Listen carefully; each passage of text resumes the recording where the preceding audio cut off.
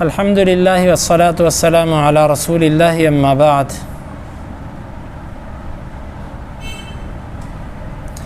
وعن ابن عمر رضی اللہ تعالی عنہما قال، ابن عمر رضی اللہ عنہما سے روایت کیا گیا ہے، وہ کہتے ہیں قال رسول اللہ صلی اللہ علیہ وسلم، اللہ کے رسول صلی اللہ علیہ وسلم نے فرمایا احلت لنا میتتان و دمان، ہمارے لیے حلال کیے گئے ہیں دو مردار اور دو خون۔ فاما المیتتان، پس رہے دو مردار، فالجراد والحوت، پس وہ ٹڈی دل ہے، ٹڈی دل، والحوت اور مچھلی۔ واما الدمان، اور رہے دو خون، فالکبد والطحال، پس وہ جگر ہے اور تلی۔ اخرجہ احمد وابن ماجہ وفیہ ضعف، اس کو نکالا ہے احمد نے اور ابن ماجہ نے، اور اس میں کچھ ضعف ہے۔ اس حدیث کا مطلب یہ ہے کہ اللہ کے نبی صلی اللہ علیہ وسلم نے فرمایا ہمارے لیے دو قسم کے مردار حلال کیے گئے اور دو قسم کے خون حلال کیے گئے۔ رہے مردار، ایک ان میں سے ٹڈی ہے جس کو ٹڈی دل کہتے ہیں، اور دوسرا مچھلی ہے، اور جو خون حلال کیے گئے ایک ان میں سے جگر ہے اور ایک ان میں سے تلی ہے۔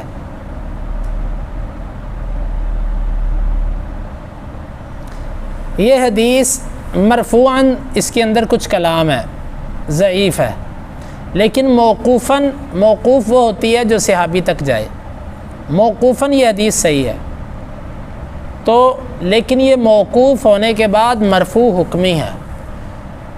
مرفوع حکمی اس حدیث کو کہتے ہیں کہ جب صحابی کوئی ایسی بات کرے کہ جو بات وہ اللہ کے نبی صلی اللہ علیہ وسلم کی طرف منسوب نہ کرے، خود بیان کرے، لیکن وہ بات ایسی ہو کہ سمجھ آتی ہو کہ یہ بات خود کہہ ہی نہیں سکتا، یہ بات خود کہہ ہی نہیں سکتا، یہ بات یقیناً اس نے اللہ کے رسول سے سنی ہے۔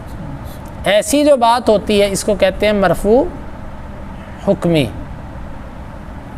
تو یہ بھی صحابی اب اپنی طرف سے تو کسی چیز کو حلال کہہ نہیں سکتا، تو اس سے صاف سمجھ آتی ہے کہ یہ مرفوع حکمی ہے، ٹھیک ہے۔ تو اب آئیے اس حدیث کی تھوڑی سی وضاحت۔ ہمارے لیے دو مردار حلال کیے گئے، حالانکہ قرآن کہتا ہے حرمت علیکم المیتہ، تم پر مردار حرام کر دیا گیا، لیکن دو قسم کے مردار ہمارے لیے حلال ہے۔ جی، یہ حدیث کسی بھی چین کے ساتھ جو ہے وہ مرفوع نہیں ہے، صحیح، یہ مرفوع صحیح ثابت نہیں ہے، کسی بھی چین کے ساتھ نہیں جی۔ تو یہ حدیث کے اندر جو دو مردار کا ذکر ہے نا، ایک ان میں سے اب مردار ہمارے اوپر حرام کر دیا گیا، قرآن نے کہا حرمت علیکم المیتہ، لیکن اس سے دو چیزوں کا استثناء کیا گیا۔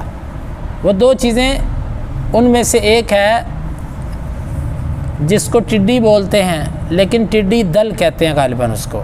یہ وہ چیز ہوتی ہے کہ جو جس طرح بارشیں ابھی برسات شروع ہو رہا ہے نا، تو اس میں زمین سے طرح طرح کے کیڑے مکوڑے نکلیں گے۔ ان میں ایک سبز رنگ کا ہیلی کاپٹر بھی ہوتا ہے جس کو ہیلی کاپٹر بولتے ہیں، وہ اڑتا ہے۔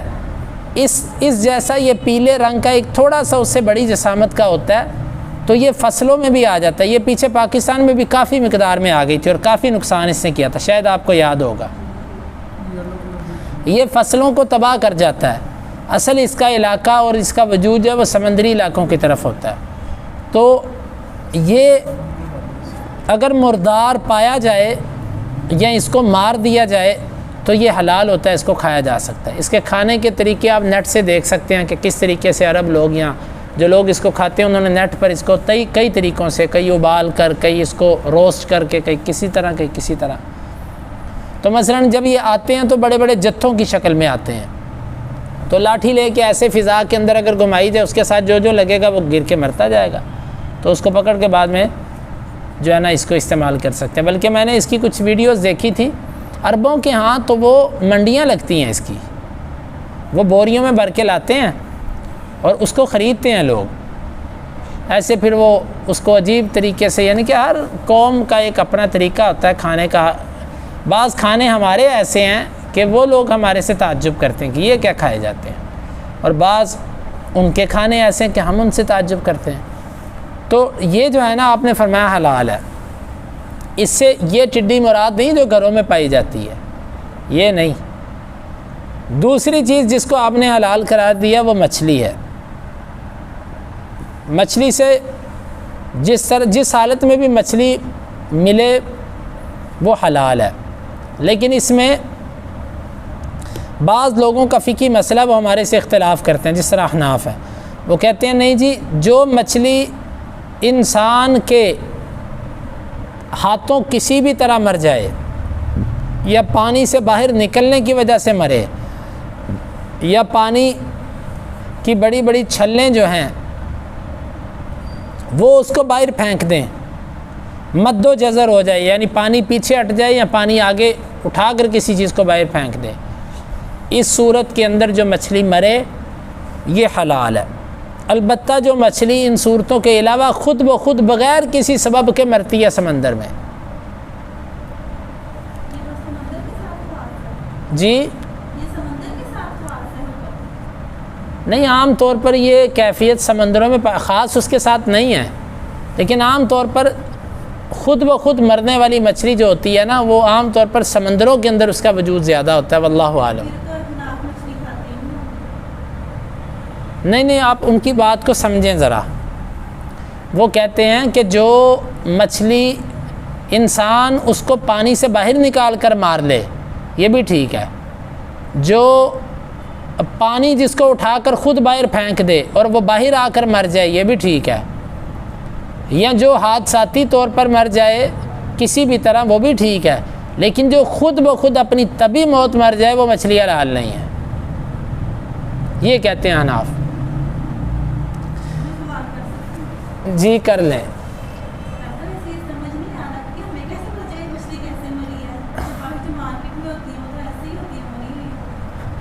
ابھی تو میں آپ سے یہ بتا رہا ہوں نا کہ ہمارے نزدیک تو اہل حدیث کا اور حدیث کا جو موقف ہے نا، ہم تو جو بھی مچھلی ہے وہ خود بخود مرے یا انسان کے شکار کرنے سے مرے یا کسی بھی طرح جو مری ہوئی مچھلی ہے وہ حلال ہے ہمارے نزدیک حدیث کے مطابق.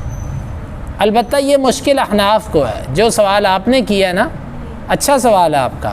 یہ مشکل ان کو ہے کہ ہاں بھئی تم بتاؤ کہ جو مچھلی بازار کے اندر آتی ہے تمہیں کیسے پتہ کہ یہ خود بخود مری ہے کہ اس کو انہوں نے پانی سے نکال کر مارا ہے. نہیں، وہ بھی نہیں کرتے. یہ باتیں ان کی فقہ کی حد تک ہے. ان کی فقہ کے بہت سارے مسائل ایسے ہیں کہ جس پر یہ خود عمل نہیں کرتے، کیونکہ وہ ان کے کھانے پینے سے تعلق رکھتا ہے یا ان کے ذریعہ معاش سے تعلق رکھتا ہے، اس پر ان کا خود اپنا عمل نہیں ہے.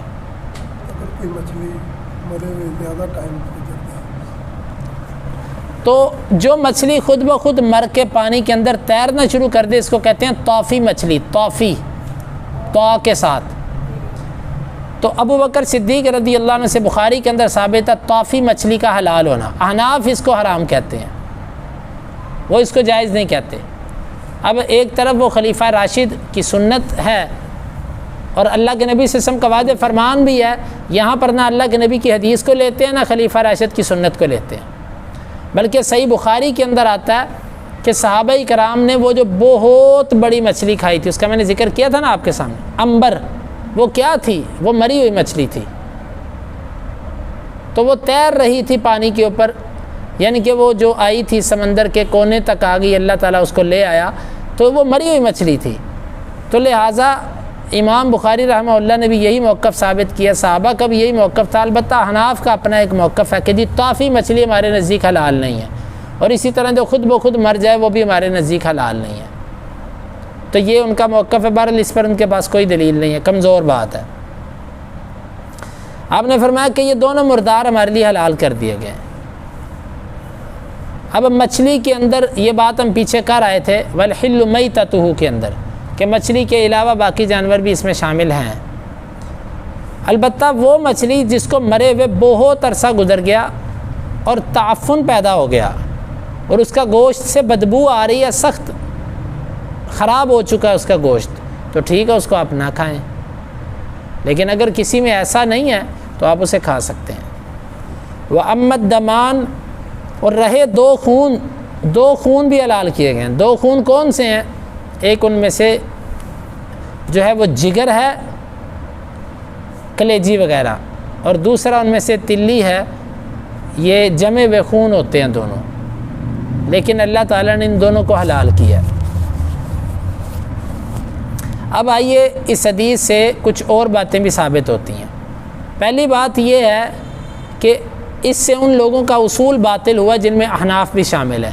ان کا اصول یہ ہے کہ جناب قرآن کے عموم کو خبر واحد خاص نہیں کر سکتی۔ قرآن کے اندر ایک چیز عام آئی ہے نا، تو حدیث اس کو وہ کہتے ہیں خبر واحد، جو متواتر نہیں ہوتی۔ کہتے ہیں کہ خبر واحد قرآن کے عام حکم کو خاص نہیں کر سکتی۔ مثلا قرآن میں آ گیا نا کہ مردار حرام ہے، تو بس اب قرآن خود اگر کسی چیز کا جواز نکالے تو نکالے، وگرنہ حدیث کسی چیز کو مردار کو حلال قرار نہیں دے سکتی، کیونکہ قرآن نے جب ایک دفعہ کہہ دیا تمام مردار حرام تو تمام حرام۔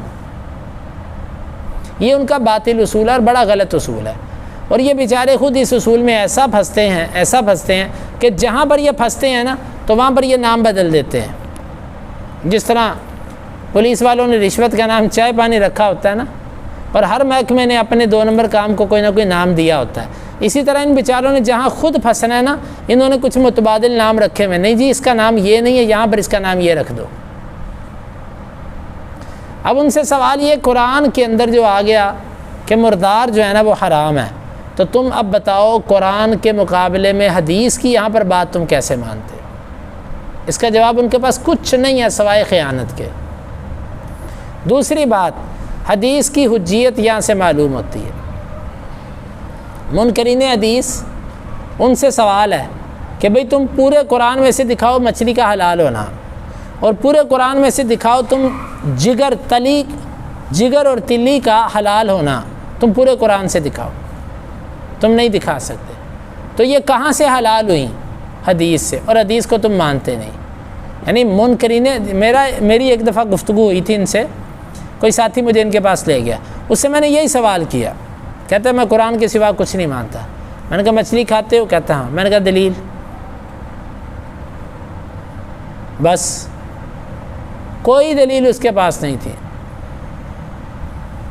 تو یہ باطل قسم کے لوگ ہیں، یہاں سے ان کے اس اصول کا بھی رد ہوتا ہے کہ حدیث بھی اللہ کی طرف سے وحی ہوتی ہے۔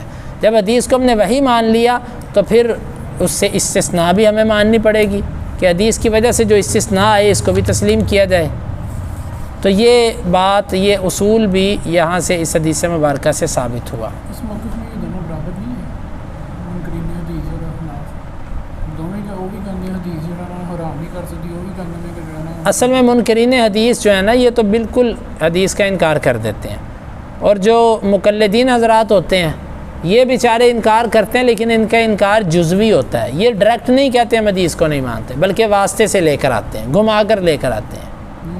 کان تے وہی ہے نا، بھاویں ادھروں دی پڑھ لو۔ ہاں بس یہ کان گھما کے پکڑتے ہیں، جس طرح انہوں نے میزان بینک بنایا نا، تو جو میزان بینک کر رہا ہے نا وہی یہ کر رہے ہیں جی۔ بہرحال تو یہ ہے حدیث مبارکہ جس میں یہ چیزیں ہمارے لیے حلال کی گئی ہیں۔ تو انشاءاللہ العزیز اس پر مزید ہم گفتگو کریں گے، لیکن کل کے درس میں۔ سبحانک اللہم ربنا و بحمدک اشہد ان لا الہ الا انت